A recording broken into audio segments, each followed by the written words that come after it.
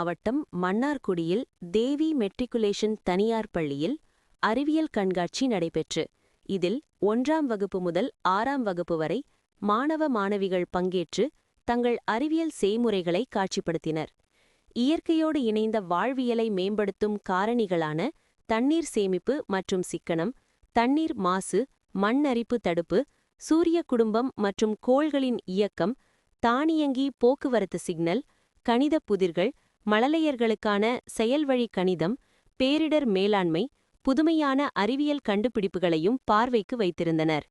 தேவையற்ற குப்பைகளிலிருந்து மின்சாரம் தயாரித்தல், ஓசோன் படலத்தில் ஏற்படும் பாதிப்புகள், நன்மைகள், ஒளிவிளக்கு மூலம் கொசுக்களின் தாக்கத்தை கட்டுப்படுத்துதல், திடக்கழிவு மேலாண்மை தொடர்பாக விழிப்புணர்வு ஏற்படுத்துதல், விவசாயம் குறித்த விழிப்புணர்வு, உணவே மருந்து, பிளாஸ்டிக் தவிர்த்தல் விழிப்புணர்வு ஏற்படுத்துதல், சந்திராயன் விண்கலம் செயற்படும் முறை குறித்து விளக்கம் அளிக்கப்பட்டது.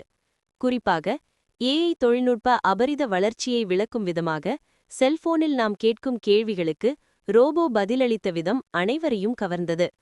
அறிவியல் விழாவில் பிரம்மாண்டமான அறிவியல் கண்காட்சி அரங்குகள் மற்றும் அறிவியல் செய்முறை விளக்கங்கள் மற்றும் அறிவியல் கருத்துக்களை மக்களிடம் எடுத்துச் செல்ல நாட்டுப்புற கலைகளான பொம்மலாட்டம், தெருக்கூத்து, வில்லுப்பாட்டு, கிராமிய பாடல்கள் ஆகிய இந்த அறிவியல் கண்காட்சிகள் போன்ற 500க்கும் மேற்பட்ட படைப்புகள் இடம்பெற்றுள்ளது.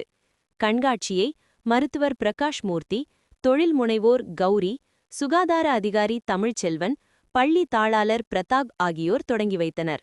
அறிவியல் கண்காட்சியை பள்ளி மாணவர்கள், பெற்றோர்கள் உட்பட ஏராளமானோர் பார்வையிட்டனர்.